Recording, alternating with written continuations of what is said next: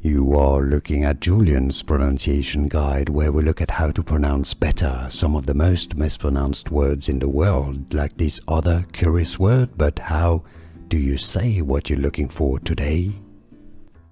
Let's learn how to pronounce this word from American English, and that's kind of informal, meaning overcome with emotion or choked up. It's pronounced either Verklempt, fur with an F sound, yeah? I believe it comes from German. Verklempt, alright, Verklempt.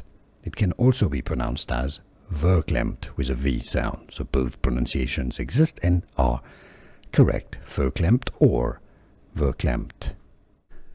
Here are more videos on how to pronounce more confusing words and names too many mispronounced. Like this video if you found it useful. I appreciate your support. I'll see you soon and thanks for watching.